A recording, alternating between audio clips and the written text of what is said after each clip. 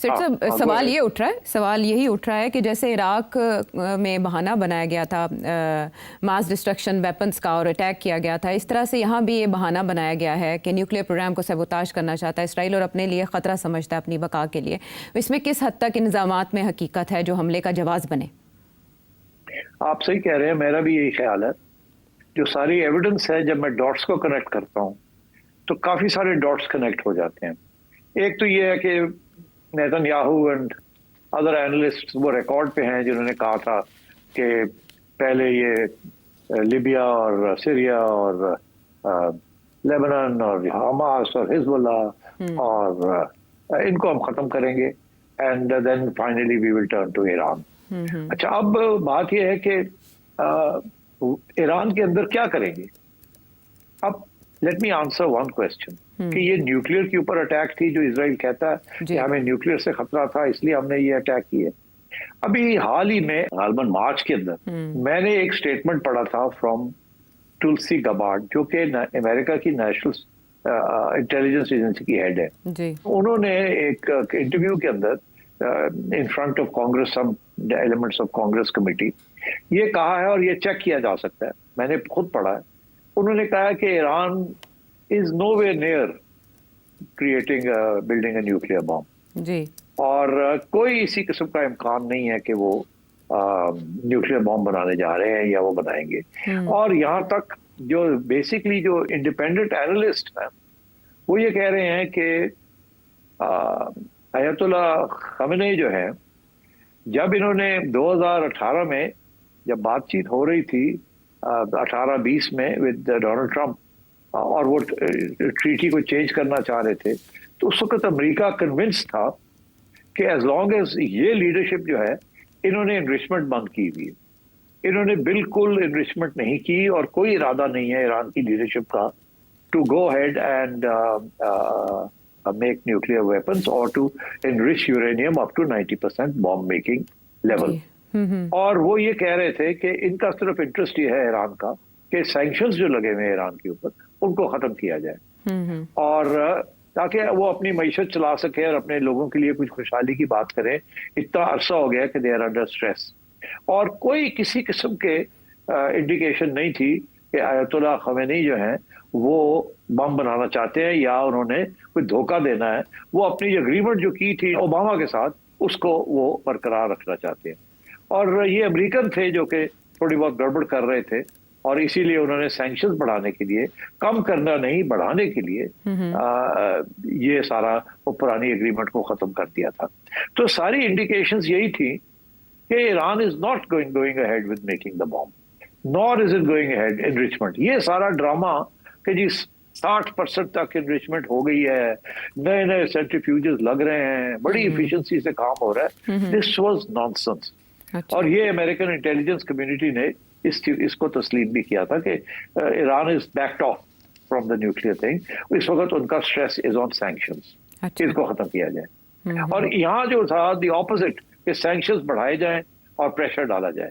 मतलब क्या ये सारी बात करने का मतलब ये कि Israel, America and Europe are not worried about the nuclear problem. ये जैसे वो आपने भी खुद ही कहा राइटली सो कि सद्दाम हुसैन के ऊपर वेपन्स ऑफ मैस डिस्ट्रक्शन का इल्जाम लगा के और इन्वेड कर लिया, इसी तरीके के साथ इल्जाम ईरान पे न्यूक्लियर का लगा के what they really want is regime change. यही वो इराक में भी चाहते थे और यही वो सीरिया में भी चाहते थे और यहाँ भी वो रेजीम चेंज चाहते हैं। और ये सारा कुछ जो हो रहा है ये रेजीम चेंज। अच्छा, अब क्यों रेजीम चेंज? अगर वो न्यूक्लियर भी नहीं बना रहे और अब हमास और हिजबुल्लाह भी खत्म हो गए हैं इन द सेंस ऑफ कि ईरान ने उनको भी सपोर्ट करना बंद कर दिया है या मजबूरी से, तो फिर प्रॉब्लम क्या है? फिर अगर हमास और हिजबुल्लाह भी टेक आउट हो गए हैं, सीरिया गिर गया है, इनके हाथ में आ गया है, ये दो बहुत बड़े आउटपोस्ट थे। सीरिया के जरिए भी बड़ी सपोर्ट मिल रही थी रेजिस्टेंस को, हिजबुल्लाह को और हमास को, और अब वो भी खत्म हो गई है, वो भी टेक ओवर कर लिया अमेरिका ने और उधर हमास और हिजबुल्लाह को इन्होंने डेसिमेट कर दिया है या कुछ हद तक मतलब खत्म कर दिया है या एलिमिनेट कर दिया है या डिग्रेड कर दिया है, जो भी आप समझे। तो फिर ईरान के साथ इस वक्त ये करने की क्या जरूरत है? और मेरा ख्याल है यहाँ हमें एक और एंगल की तरफ जाना चाहिए। क्या? और वो एंगल मैं आपको बता दूं, which we should start thinking about, कि क्या ये सारा ड्रामा जो हो रहा है जी, जिसके ऊपर ईरान के ऊपर फोकस है, क्या ये ईरान का मामला है या कोई और मामला है, या खेल आगे जो कि जाएगा? रेजीम, हाँ, जो कि अब आगे जाके आपको समझ आएगी वो क्या है। मैं एक स्पेकुलेशन करता हूँ थोड़ी सी, अगर आप इजाजत जी दें तो। जी जी। अच्छा, वो ये कि आपको पता है इस वक्त वेस्टर्न वर्ल्ड बड़ा परेशान है, स्पेशली अमेरिका, कि ब्रिक्स जो है उनके हाथ से निकल रही है और चाइना और रशिया जो है they are creating a new bloc, और उस ब्लॉक का बहुत बड़ा हिस्सा जो है, important part is Iran. America is worried about the new bloc that is coming online, जो कंपटीशन में आएगा with America and the West, which is BRICS.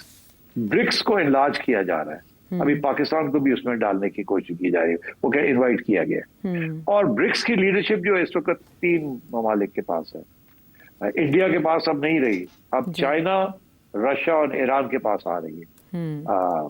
और वो जो पुरानी ब्रिक्स थी, Brazil, Republic of south Africa, India and so on, वो जो थी वो अब उसकी वो अहमियत नहीं रही, बहुत बड़ी इलाज हो रही है वो जी, और एक अलग एक ब्लॉक बनने जा रहा है, जिसके अंदर अब सबसे ज्यादा खतरा चाइना से आ रहा है। तो अब चाइना और रशिया को तो ये टेक ऑन नहीं कर सकते। रशिया को तो इन्होंने यूक्रेन में फंसाया हुआ है, और अब चाइना को ये फंसाना चाह रहे हैं कहीं ना कहीं, ये जो टैरिफ वॉर्स है और ये सारा ड्रामा कर रहे हैं। मगर इधर ईरान को they have targeted Iran. So my sense is कि we should look out for a bigger strategy behind this regime change in Iran, क्योंकि अगर वहां प्रो अमेरिकन रेजीम आ जाती है तो फिर ऑब्वियसली ब्रिक्स जो है वो साबोटाज हो जाएगा, because Iran is sitting on the border of Russia, and so therefore they can create difficulties, और भी वहां फ्रंट्स खुल सकते हैं एंड सो ऑन। तो मैं ये समझता हूँ कि we should look out for, we should expose this attack on Iran as एक एक्सक्यूज कि जी आपने न्यूक्लियर वेपन की वजह से ये किया है, ये सारा ड्रामा है, कोई खतरा नहीं था। अयतुल्लाह खमेनी ने फैसला कर लिया था कि हम अपनी एनरिचमेंट रोक देंगे, and he was following the agreement with Obama, and they were only interested in getting their sanctions removed. उनके पैसे भी फंसे हुए हैं सैंक्शंस की वजह से, सख्त तकलीफ हो रही है ईरान को, उनकी specially the export of oil and so on. तो मेरा ख्याल है this is the real reason behind this attack by Israel. अगर इसको आप सामने रखें तो फिर आगे क्या होने जा रहा है, then you can maybe make some good predictions। और वो प्रेडिक्शन आप बहुत पहले कर चुके हैं, वो याद करवाना बहुत ज़रूरी है। 19 दिसंबर 2024 को क्या नक्शा खींचा था आपने? 225 जो है अगला साल, अच्छा, वो America and Israel will focus on Iran, they will focus on regime change and destruction of Iran nuclear program. ठीक, ओके, उनकी ये टारगेट है। अच्छा, और अगर इस टारगेट में वो कामयाब हो जाते हैं, स्पेशली इन रेजीम चेंज, तो फिर मेरा ये असेसमेंट है कि in 2026 Israel and America will turn their attention to Pakistan. तो they will turn their attention to Pakistan and Pakistan nuclear programme. अच्छा, ये याद दहानी इसलिए भी ज़रूरी थी कि ख्वाजा आसिफ ने भी ऐसी ही बात की है और वॉर्न किया है मुस्लिम उम्मा को। उनका बयान शामिल करते हैं। आज मुस्लिम दुनिया जो है मुतहिद ना हुई और अपने अपने एजेंडे पे अपने अपने मफादात का तहफ़्फ़ुज़ करती रही, तो सबकी बारी आ जाए। इस वक्त तमाम मुस्लिम ममालिक जो है वो मिलके कोई ऐसी स्ट्रेटजी डिवाइस करें जिससे जो है इजराइल का जो है मुतहिद होकर मुकाबला किया जा सकता है। अच्छा, जब अब्राहम अकॉर्ड हुआ था सेठी साहब, तो वो आपने प्रेडिक्शन की थी या तबसरा किया था, तज्जिया किया था कि सऊदी अरब पहले इस तरफ आएगा, फिर उसके बाद पाकिस्तान पर भी दबाव बढ़ सकता है। लेकिन हमास के अटैक के बाद ना सिचुएशन बिल्कुल ही बदल चुकी है 180 डिग्री। अब जो बात आपने कही दिसंबर 2024 में और जो ख्वाजा आसिफ ने कल और आज बातें की हैं, हमारे व्यूवर्स हैं उमर फारूक बुरेवाला से और इसके अलावा 2 और व्यूवर्स हैं, उनके भी यही क्वेश्चंस हैं जो आपसे जानना चाह रहे हैं कि ये रेला आहिस्ता आहिस्ता फिर क्या पाकिस्तान की तरफ भी रुख करेगा, और पाकिस्तान इसीलिए राब्ते कर रहा है, ईरान को अपनी हिमायत का यकीन दिला रहा है, अमेरिका के साथ ताल्लुकात के होते हुए भी और अरब वर्ल्ड के खामोश होते हुए भी पाकिस्तान कह रहा है कि हम मुकम्मल हिमायत करेंगे। क्यों? नहीं, देखिए, मुकम्मल हमारे तो पहले सारी दुनिया ही कर रही है except for the western world. वो सीज फायर चाहते हैं और वो एस्केलेशन नहीं चाहते। उन्होंने जो करना था वो कर लिया, अब वो और इसको ज़्यादा बढ़ाना नहीं चाहते कि और ख़तरा ना हो जाए। कल को फिर ईरान जो है ये समझे कि अच्छा ये बात है तो हमने तो न्यूक्लियर एनरिचमेंट रोकी भी थी, अब हम फिर शुरू कर देते हैं।